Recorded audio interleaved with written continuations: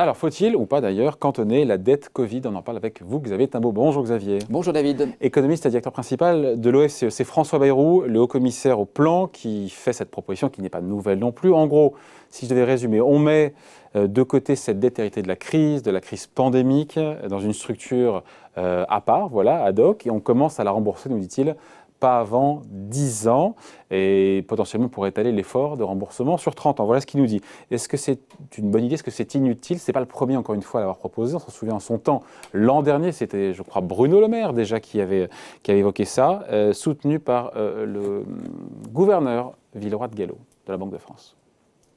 Donc, ne me dites pas que c'est une ineptie, parce que c'est du lourd, là, ce que je viens de citer. Alors, c'est pas une idée très nouvelle, on l'a fait plein de fois dans l'histoire. Oui.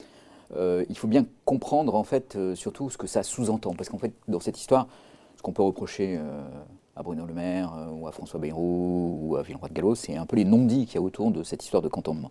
Donc, le cantonnement, quand on dit, voilà, on a cette dette héritée du Covid, on va lui mettre une étiquette dessus pour dire c'est la dette Covid, voilà. Et puis, on s'engage à la rembourser. Donc, on fait un plan de remboursement. C'est un moyen d'essayer de gagner de la crédibilité sur sa dette publique en montrant une espèce d'analyse où on dit, bon, bah, avant, il y avait un niveau qui était normal ou qui était celui qu'on tolérait. Et puis là, il y a une dette exceptionnelle. Et donc, cette dette exceptionnelle, bah, on sait qu'elle est exceptionnelle. On lui a mis une étiquette. Et puis, on vous a donné un plan de remboursement. Implicitement, on pour vous faire dit... sérieux, pour politiquement se dire, voilà... on ne gère pas n'importe comment les deniers publics, on ne laisse pas filer l'endettement, c'est ça? Voilà. C'est le message politique subliminal qui est derrière? Ça peut être et en quoi il vous pose problème, ce message? Alors, ça peut être le message. Alors maintenant, ce message, il pose problème parce que, en fait, d'abord, il est en contradiction totale avec les traités européens, aujourd'hui. Et il y a un problème avec les traités européens. C'est-à-dire? C'est-à-dire, les traités européens nous disent d'abord, il n'y a pas d'étiquette sur la dette. La dette, c'est un paquet. Et donc, du point de vue des traités européens, cette décision-là... Ça ne changerait rien. N'a aucun sens. On resterait à 120% de dette rapportée au PIB. Voilà, et donc il n'y a pas à... On ne peut pas dire qu'il y a 100% de dette qui est l'ancienne dette et puis 20% de dette Covid. Non, il y a 120. Pour les traités européens, il y a 120. Il y a 120, point. Et point barre. On peut pas... Point barre. Et on ne peut pas faire autre chose que ça. Alors, ça c'est le premier point. Et puis le deuxième point, c'est surtout là où les traités européens sont problématiques, c'est que les traités européens nous disent, et l'objectif de dette, c'est 60%. Donc, vous pouvez faire ce que vous voulez avec... Parce que vous voyez, il pourrait y avoir une opération... cantonner un gros morceau, là, pour le coup. Ouais, c'est ça. Il pourrait y avoir une opération qui consiste à dire, bon, voilà, on cantonne 20 points de dette publique étiquetés Covid, et on s'engage à les rembourser avec un certain échéancier sur 30 ans. C'est ce que propose François Bayrou. C'est ce que propose François Bayrou. Mais, sauf que les traités européens, ils nous disent, aujourd'hui, la dette publique, elle doit atteindre 60%, et vous avez 20 ans. Une fois qu'on est revenu dans des conditions normales. Alors, on sera revenu dans des conditions normales dans quelques trimestres, une fois qu'on sera sorti de la crise sanitaire. Mais à ce moment-là, normalement, le traité européen s'applique. Et quel est le problème? C'est que la discussion, il va falloir l'avoir au niveau du traité européen. Ça ne sert à rien d'arriver en disant « oui, mais nous, on a cantonné et on a décidé qu'on remboursait en 30 ans ». Puisque dans le traité européen, il a dit « non, vous devez arriver à 60 ». Mais on est au-delà de 60 depuis 20 ans déjà. Alors, on y est là. On est au-delà de 60 depuis 20 ans. Ouais. On a un peu... fait des circonvolutions autour du traité européen. Alors, enfin, c'est pas depuis 20 ans, c'est depuis 2008. Ah oui, c'est depuis 2008. Eh oui, c'est depuis 2008, depuis la crise. Donc c'est comme ça qu'on est arrivé à circuler, à naviguer autour du traité européen. Ça fait une dizaine d'années maintenant. Mais on arrivait juste avant la dette Covid, au moment où on commençait à dire « Ah, mais oui, mais alors... donc juste avant la crise sanitaire. On commençait à dire, maintenant, voilà, on est sorti de la crise de 2008, ça a pris 10 ans. Il va falloir songer à savoir ce qu'on fait des dettes. Et là, vous voyez, les conséquences étaient quand même assez fortes, parce que réduire à 60% sa dette en 20 ans, pour un pays comme l'Italie, qui avait avant le Covid une dette... 130 points de PIB. De 130 points de PIB. Ou pour la France, qui avait une dette de 90 points, 100 points de PIB, c'était une opération qui était quand même compliquée. Ça veut dire qu'il va falloir maintenir des excédents budgétaires pendant une période très longue, avec des conséquences sur la gestion des finances publiques. Pardon, Xavier, je reviens juste sur le principe du cantonnement pour dire que ceux qui nous regardent se disent voilà, mais de quoi est-ce qu'il en retourne, de quoi est-ce qu'il parle? On l'a expérimenté notamment en France avec la dette des régimes sociaux dans les années 90, avec la CADES, la Caisse d'amortissement de la dette sociale, la création d'un impôt, parce qu'il faut bien... Oui. Qui est la CRDS. Donc ça existe, on l'a déjà expérimenté, on sait faire. on sait faire. C'est juste aussi pour que tout le monde comprenne bien.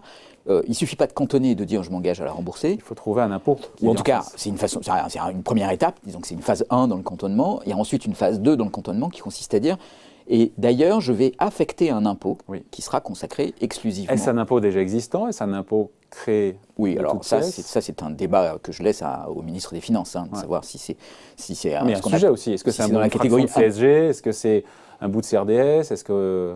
Oui, non, mais bien sûr que c'est un sujet, c'est un gros sujet. Et puis en plus, on peut dire, en fait, ce qu'on va faire, c'est qu'au lieu d'éteindre la CRDS, on va l'affecter à cette... censé déjà s'éteindre en 2030, voilà, des patates. On va l'affecter à cette caisse, mais encore faut-il que ça fonctionne, parce que ça va dépendre du montant qu'on met de dette dans cette caisse d'amortissement. Oui, c'est un vrai sujet, ça. Comment est-ce qu'on chiffre la dette Covid? Parce que c'est pas si facile. Bayrou, il parle de 450 à 600 milliards d'euros. Bon, il y a une façon simple qui est de dire regardons la dette en 2019, regardons la dette en 2021. 500 milliards. On va dire que l'augmentation de la dette, c'est la dette Covid. On peut financer un petit peu, rajouter un petit peu de finesse dans tout ça, mais en gros, ça reviendra à ça. On en pense quoi de cette idée de cantonnement? Parce que moi, je vais vous dire, j'ai quand même pris le temps un peu de la réflexion, même si je n'ai pas un esprit aussi complexe et sémillant que le vôtre, mais certains diront que c'est une proposition qui ne sert à rien. Pourquoi? Parce que l'État ne rembourse. C'est pas un ménage. L'État ne rembourse jamais réellement sa dette. Il réémet de la nouvelle dette quand l'ancienne arrive à échéance et ainsi de suite. En fait, c'est tout le problème du cantonnement. Parce que vous voyez, si je dis, je prends cette dette, je la mets dans la caisse d'amortissement, de cantonnement, vous l'appelez comme vous voulez, je lui affecte un impôt pour rendre encore plus crédible mon plan de remboursement. Donc, pour dire aux investisseurs, regardez, la France, pas n'importe quoi avec sa dette. Mais de l'autre côté, il va falloir que vous disiez que la dette qui est hors cette caisse d'amortissement, elle ne va pas bouger. Pourquoi elle n'augmenterait pas? Et si elle augmente à ce moment-là, qu'est-ce qui se passe? Je veux dire, si par exemple vous avez affecté un impôt à la caisse d'amortissement et que vous financez cette affectation par du déficit de l'autre côté, en fait ça ne change rien. Or, comme l'opération vise à gagner de la crédibilité, et que c'est de la crédibilité dans le futur, en fait, en gros, vous faites une promesse et vous laissez le soin à vos successeurs de bien tenir cette patate chaude. Voilà, de gérer la patate chaude. Mais vous êtes d'accord sur le fait que cette dette, il n'y a pas besoin de la rembourser, d'autant que c'est la BCE qui la détient en plus? Alors, non, mais c'est bien sûr qu'il n'y a pas besoin de la rembourser. Un État doit être capable d'honorer les charges d'intérêt. L'argument principal, il n'est pas tant que ce soit la BCE qui détienne la dette, c'est surtout qu'en fait les taux d'intérêt sont très bas. Le vrai sujet, c'est quand il faudra se réendetter dans quelques années, quand cette dette-là arrivera à échéance et qu'il faudra pour l'État en réémettre, réemprunter, à quelles conditions de marché, c'est là que ça peut être compliqué. Donc ça, c'est le vrai sujet. Et puis la question, c'est de savoir, est-ce que dans 5 ans, dans 10 ans, les taux d'intérêt vont remonter? Et s'ils remontent, à quel niveau ils vont remonter? Est-ce qu'ils vont remonter à 1% ou est-ce qu'ils vont remonter à 4%? Ça change tout, en fait. Donc le problème, c'est que le traité européen, il nous dit 60%, mais ce 60%, il a été établi à la fin des années 80, à une époque où le taux sur la dette, il était de l'ordre de 5%.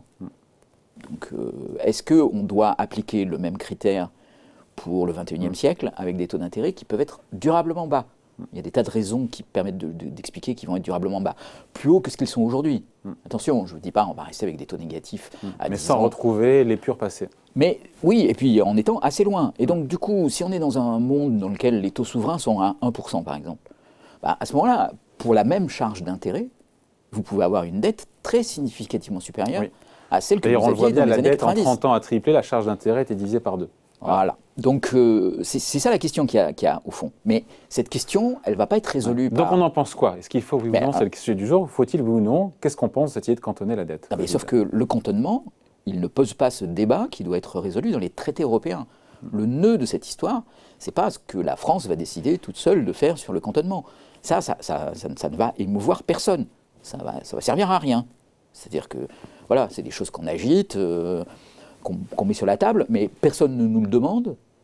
Je pense que ça va vraiment servir à convaincre pas grand monde, que ça ne va pas nous faire gagner beaucoup de crédibilité, et que par contre, il y a un conflit qui va apparaître. Alors il ne va pas apparaître cette année ni l'année prochaine, mais il va commencer à monter en puissance à partir de 2021-2022, qui sera un conflit entre les pays européens, et qui va dire, voilà, vous avez signé un traité dans lequel vous vous engagez à revenir à 60% de dette publique d'ici à 20 ans.